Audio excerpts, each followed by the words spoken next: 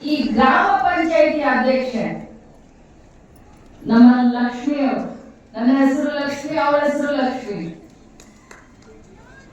ಒಂಥರ ಈ ಭಾಗದಲ್ಲಿ, ನನ್ನ ಕ್ಷೇತ್ರದಲ್ಲಿ, ನಮ್ಮ ಜಿಲ್ಲೆಯಲ್ಲಿ ನಾನು ಯಾವ ರೀತಿ ಇರ್ತೀನಿ ಅಂತಂದ್ರೆ, ಇಲ್ಲಿ ಮಂತ್ರಿ ಗಿಂತ್ರಿ ಏನು ಇಲ್ಲ. ಇಲ್ಲಿ ಏನೇ ಇದ್ರು ಒಂದು ಅಕ್ಕ ತಂಗಿಯ ಒಂದು ಸಂಬಂಧ, ಒಂದು ಗೆಳೆತನದ ಸಂಬಂಧ.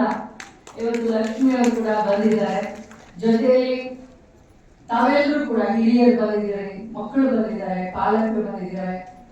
ನಾನು ಇವತ್ತು ಬಹಳಷ್ಟು ನಮ್ಮ ಅಧಿವೇಶನ ನಡೆದಂತ ಸಂದರ್ಭದಲ್ಲಿ ಬಹಳಷ್ಟು ಮಂತ್ರಿಗಳಿಗೆ ಪುರಸತ್ತಿಲ್ಲದಂತ ಕೆಲಸ ಇದ್ರೂ ಕೂಡ ಇವತ್ತಿನ ದಿನ ಇದನ್ನ ಮಾಡೋಣ ಅಂತ ಬಹಳ ವಿಶೇಷವಾಗಿ ನಾನು ನಿಮ್ಮನ್ನೆಲ್ಲರನ್ನು ಕರೆಸಿದ್ದೀನಿ.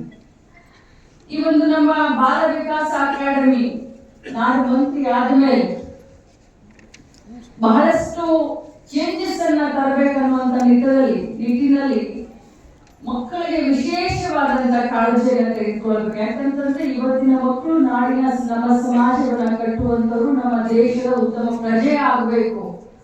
ನಮ್ಮ ಸಂಗಮೇಶ್ ಅವರು ಹೇಳ್ತಾ ಇದ್ರು, ಮುಂದೆ ಒಂದು ದಿನ ತಾವು ಏರ್ಪೋರ್ಟ್ಗೆ ಬಂದು ಲಕ್ಷ್ಮೀ ಹೆಬ್ಬಾಳ್ಕರ್ ಮೇಡಮ್ ಅವರೇ ಬಂದು ತಮ್ಮನ್ನ ಸ್ವಾಗತ ಮಾಡಬೇಕು, ಆ ಮಟ್ಟಿಗೆ ತಾವೆಲ್ಲರೂ ಬೆಳಿಬೇಕು ಅನ್ನೋದು ನಿಜ. ಯಾಕಂತಂದ್ರೆ ಇವತ್ತು ಅಧಿಕಾರ ಅನ್ನೋದು ಇದು ಶಾಶ್ವತ ಅಲ್ಲ. ಅಧಿಕಾರ ಅನ್ನೋದು ಒಂದು ಅವಕಾಶ ಅಂತ ನಾನು ಹೇಳಲಿಕ್ಕೆ ಬಯಸ್ತೇನೆ. ಅಧಿಕಾರ ಸಿಕ್ಕಂತ ಸಂದರ್ಭದಲ್ಲಿ 4 ಜನರಿಗೆ ಒಳ್ಳೆ ಕೆಲಸವನ್ನ ಪ್ರಾಮಾಣಿಕವಾಗಿ ಬದ್ಧತೆಯಿಂದ ಮಾಡಿದ್ರೆ ಅದು ಆ ಅಧಿಕಾರ ತೆಗೆದುಕೊಳ್ಳೋದಕ್ಕೂ ಒಂದು ಸ್ವಾರ್ಥಕತೆ ಮೊದಲು.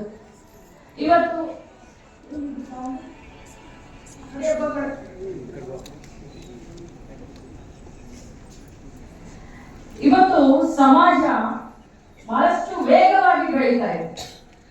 ಸಮಾಜದಲ್ಲಿ ಮಕ್ಕಳು ಒಂದೊಂದು ದಿನ ಕೂಡ ಬಹಳಷ್ಟು ಇಂಪಾರ್ಟೆಂಟ್, ಒಂದೊಂದು ಕ್ಷಣ ಕೂಡ ಇಂಪಾರ್ಟೆಂಟ್. ಎಲ್ಲಾ ರೀತಿಯ ಪಾಲಕರು ಇಲ್ಲಿ ಬಂದಿದ್ದಾರೆ. ಕೆಲವರು ಉಳ್ಳವರು ಇದ್ದಾರೆ, ಕೆಲವರು ಬಡವರು ಇದ್ದಾರೆ, ಕೆಲವರು ಮಧ್ಯಮ ವರ್ಗದವರು ಇದ್ದಾರೆ. ಆದ್ರೆ ಪ್ರತಿಯೊಬ್ಬ ಪಾಲಕನು ಏನ್ ಕನಸನ್ನ ಕಾಣ್ತಾನೆ ಅಂತಂದ್ರೆ, ನನ್ನ ಮಗ ಅಥವಾ ನನ್ನ ಮಗಳು ನಾಳೆ ಬಹಳಷ್ಟು ಅತ್ಯುನ್ನತ ಸ್ಥಾನದಲ್ಲಿ ಇರಬೇಕು, ಲೈಫ್ ನಲ್ಲಿ ಸಕ್ಸಸ್ ಆಗಬೇಕು ಅನ್ನುವಂಥದ್ದು ಪ್ರತಿಯೊಬ್ಬ ಪಾಲಕರ ಒಂದು ಕನಸಾಗಿದೆ. ಆ ಕನಸನ್ನ ನೆನಸು ಮಾಡುವ ನಿಟ್ಟಿನಲ್ಲಿ ಇವತ್ತು ನಮ್ಮ ಸರ್ಕಾರ ಕೂಡ ಸನ್ನದ್ಧವಾಗಿದೆ. ಸರ್ಕಾರ ಕೂಡ ಕಾಲ ಕಾಲಕ್ಕೆ ಮಕ್ಕಳ ವಿದ್ಯಾಭ್ಯಾಸಕ್ಕಾಗಿ, ಅವರ ಆರೋಗ್ಯಕ್ಕಾಗಿ ಉತ್ತೇಜನವನ್ನ ಕೊಡ್ಲಿಕ್ಕೆ ನಾನು ಬಹಳ ಹೆಮ್ಮೆಯಿಂದ ತಮಗೆಲ್ಲರಿಗೂ ಹೇಳಲಿಕ್ಕೆ ಬಯಸ್ತೇನೆ. ಇಡೀ ದೇಶದಲ್ಲಿ, ಭಾರತ ದೇಶದಲ್ಲಿ ಪ್ರಥಮ ಬಾರಿಗೆ ಎಸ್.ಎಂ. ಕೃಷ್ಣ ಅವರು ಮುಖ್ಯಮಂತ್ರಿ ಆದಂತಹ ಸಂದರ್ಭದಲ್ಲಿ ದೇಶಕ್ಕೆ ಮಾದರಿಯಾಗುವಂತ ಮಧ್ಯಾಹ್ನದ ಬಿಸಿ ಊಟದ ಒಂದು ಕಾರ್ಯಕ್ರಮವನ್ನು ಯಾರಾದ್ರೂ ತಂದ್ರೆ ಇದೇ ಕಾಂಗ್ರೆಸ್ ಪಕ್ಷ, ಇದು ನಮ್ಮ ಸರ್ಕಾರ ಅಂತ ಹೇಳಲಿಕ್ಕೆ ನಾನು ಬಯಸ್ತೇನೆ. ಯಾಕೆ ಮಧ್ಯಾಹ್ನದ ಬಿಸಿ ಊಟ? ನಮ್ಮ ದೇಶ ರೈತರ ದೇಶ, ನಮ್ಮ ದೇಶ ಹಳ್ಳಿಗಳ ದೇಶ. ಇಲ್ಲಿ ಬಹಳಷ್ಟು ಜನ ಒಂದು ಹೊತ್ತಿನ ಊಟ ಸಿಗದಿಲ್ಲ ಅಂತ ಹೇಳಿ ಮಕ್ಕಳನ್ನ ದುಡಿಯೋದಕ್ಕೆ, ದನ ಕಾಯೋದಕ್ಕೆ, ಕೂಲಿ ಕಾಯೋದಕ್ಕೆ, ಹೊಲದಲ್ಲಿ ಗದ್ದೆಯಲ್ಲಿ ಕೆಲಸ ಮಾಡ್ಲಿಕ್ಕೆ ಕರ್ಕೊಂಡು ಹೋಗ್ತಾ ಇದ್ರು. ಕೈ ತುಂಬಾ ದುಡಿಬೇಕು, ಮೈ ಮುರಿದು ದುಡಿಬೇಕು, ಮಧ್ಯಾಹ್ನದ ಊಟ, ರಾತ್ರಿ ಊಟ ಮಾಡ್ಬೇಕು ಅಂತ. ಸೊ ಕೆಲವು ಜನ ಮಕ್ಕಳು ಈ ಊಟದ ಒಂದು ಕೊರತೆಯಿಂದಾಗಿ ದುಡಿಯೋದಕ್ಕೆ ಹೋಗ್ತಾ ಇದ್ರು. ಅದನ್ನ ತಪ್ಪಿಸ್ಬೇಕನ್ನುವಂತ ಏಕೈಕ ಉದ್ದೇಶದಿಂದ ಮಧ್ಯಾಹ್ನದ ಬಿಸಿ ಊಟಿನ ಕಾರ್ಯಕ್ರಮವನ್ನ, ಯಾಕಂತಂದ್ರೆ ಊಟ ಜೊತೆಯಲ್ಲಿ ವಿದ್ಯಾಭ್ಯಾಸ ಮಕ್ಕಳಿಗೆ ಹೋಗ್ಲಿ, ಪೌಷ್ಟಿಕಾಂಶ ಮಕ್ಕಳಿಗೆ ಹೋಗ್ಲಿ ಅನ್ನುವಂತ, ಮಕ್ಕಳು ನಮ್ಮ ಭವಿಷ್ಯ ಅನ್ನುವಂತ ಒಂದು ಉದ್ದೇಶದಿಂದ ನಾವು ಮಧ್ಯಾಹ್ನದ ಬಿಸಿ ಊಟಿನ ಕಾರ್ಯಕ್ರಮವನ್ನು ನಮ್ಮ ಪಕ್ಷ ತೆಗೆದುಕೊಂಡು ಇವತ್ತು ವಿಶೇಷವಾಗಿ ತಾವೆಲ್ಲ ನೋಡಿರಬಹುದು, ಬರೀ ಶ್ರೀಮಂತರ ಮಕ್ಕಳು ಯಾಕೆ ಮೊಟ್ಟೆಯನ್ನು ತಿನ್ಬೇಕು, ಬರೀ ಶ್ರೀಮಂತರ ಮಕ್ಕಳು ಯಾಕೆ ಹಾಲನ್ನು ಕುಡಿಬೇಕು, ಅವರು ಕೂಡ ದಷ್ಟಪುಷ್ಟವಾಗಿರಬೇಕು, ಆರೋಗ್ಯವಂತಾಗಿರ್ಬೇಕು ಅಂತ ಹೇಳಿ ಇವತ್ತು ನಾವು ಬಿಸಿ ಹಾಲನ್ನಾಗಲಿ ಅಥವಾ ಅವರಿಗೆ ಮೊಟ್ಟೆಯನ್ನ ಕೊಡೋದು. ಯಾರು ಮೊಟ್ಟೆಯನ್ನ ತಿನ್ನೋದಿಲ್ಲ ಅಂತ ಬಗೆಯ ಬಾಳೆಹಣ್ಣು ಅಥವಾ ಚಿಕ್ಕಿಯನ್ನು ಕೊಡುವಂತ ಕಾರ್ಯಕ್ರಮವನ್ನ ಕೂಡ ನಾವು ಮಾಡ್ತೀವಿ. ಮಕ್ಕಳ ವಿದ್ಯಾಭ್ಯಾಸ ಉತ್ತೇಜನ ಕೊಡಲಿಕ್ಕೆ ಯೂನಿಫಾರ್ಮ್ ಅನ್ನ ಕೊಡೋದಾಗ್ಲಿ, ಶೂಸ್ ಅನ್ನ ಕೊಡೋದಾಗ್ಲಿ, ಈ ಯಾಕೆ ಇದನ್ನೆಲ್ಲ ಕೊಡೋ ಪರಿಕಲ್ಪನೆ ಯಾಕೆ ಅಂತಂದ್ರೆ, ಎಟ್ಲೀಸ್ಟ್ ಮಕ್ಕಳು ಆಸೆಯಿಂದ ಆದ್ರೂ ಎಟ್ಲೀಸ್ಟ್ ಸ್ಕೂಲ್ಗೆ ಬರಲಿ ಅನ್ನುವಂತ ಒಂದು ಏಕೈಕ್ಯ ಉದ್ದೇಶ. ಅವರು ನಮ್ಮ ವೋಟರ್ ಅಲ್ಲ, ನಾವು ರಾಜಕಾರಣ ಮಾಡ್ತಾ ಇಲ್ಲ, ಇದರಲ್ಲಿ ಸ್ವಾರ್ಥ ಇಲ್ಲ, ಇದರಲ್ಲಿ ಪ್ರಾಮಾಣಿಕವಾಗಿ ಸಮಾಜದ ಕಟ್ಟ ಕಡೆಯ ಮಕ್ಕಳು ಕೂಡ ವಿದ್ಯಾವಂತರಾಗಬೇಕನ್ನುವಂತ ಒಂದು ಏಕೈಕ ಉದ್ದೇಶ.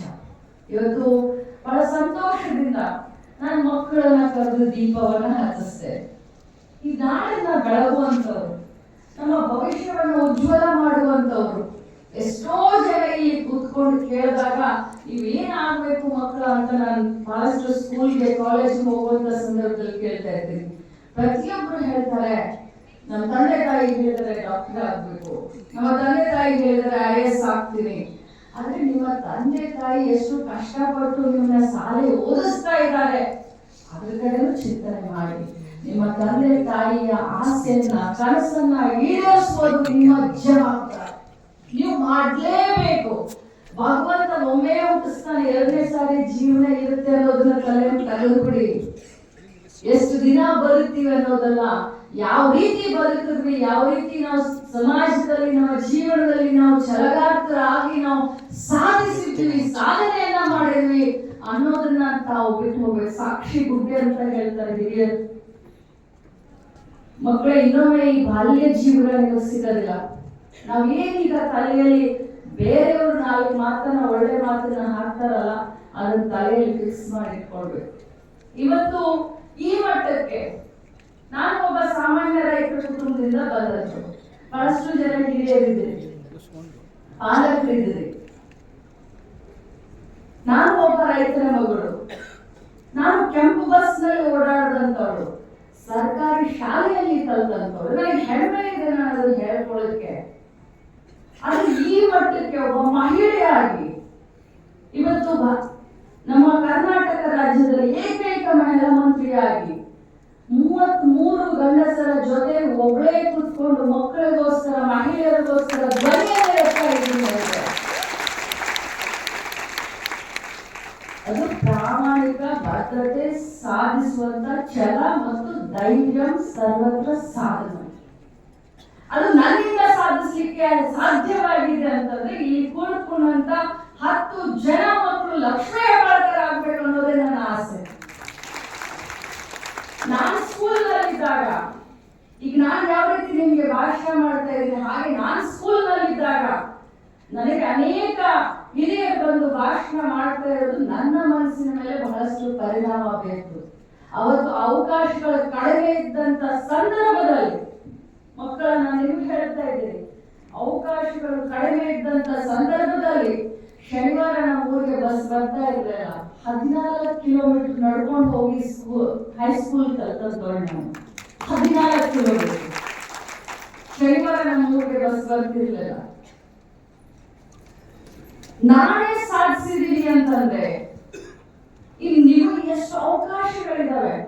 ನಿಮ್ಮ ಮನೆ ಬಾಗಿಲಿಗೆ, ನಿಮ್ಮ ಕೈಗೆ ನಿಮ್ಮ ತಂದೆ ತಾಯಿ ಕೂಲಿ ಮಾಡ್ತಾರೋ, ನಾಲಿ ಮಾಡ್ತಾರೋ, ನೌಕರಿ ಮಾಡ್ತಾರೋ, ಸಾಲ ಮಾಡ್ತಾರೋ, ಕಷ್ಟದಲ್ಲಿದ್ದಾರೋ, ಆದ್ರೆ ನನ್ನ ಮಕ್ಕಳ ವಿದ್ಯಾಭ್ಯಾಸ ಎಲ್ಲಿ ಕುಂಠಿತ ಆಗಬಾರ್ದು ಅಂತ ಎಂತೆಂತ ಅವಕಾಶಗಳನ್ನ, ಮೊಬೈಲ್ ಅಂದ್ರೆ ಮೊಬೈಲ್, ಕಂಪ್ಯೂಟರ್ ಅಂದ್ರೆ ಕಂಪ್ಯೂಟರ್, ಬುಕ್ ಅಂದ್ರೆ ಬುಕ್, ಟ್ಯೂಷನ್ ಅಂದ್ರೆ ಟ್ಯೂಷನ್.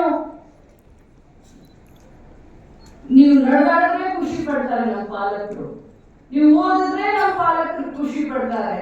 ನೀವು 80% 85% ಮಾರ್ಕ್ಸ್ ತಗೊಂಡ್ರೆ ಎಲ್ಲ ಮೀಟಿಂಗ್ ನಲ್ಲಿ ಎಂತ ಕಿಟಿ ಪಾರ್ಟಿನಲ್ಲಿ ನನ್ನ ಮಗಳು ಹಂಗ್ ಮಾಡಿದ್ದು, ನನ್ನ ಮಗಳು ಹಿಂಗ್ ಮಾಡಿದ್ದು, ನನ್ನ ಮಗ ಹಂಗ್ ಮಾಡ್ದ ಅಂತ ಹೇಳ್ತಾರೆ.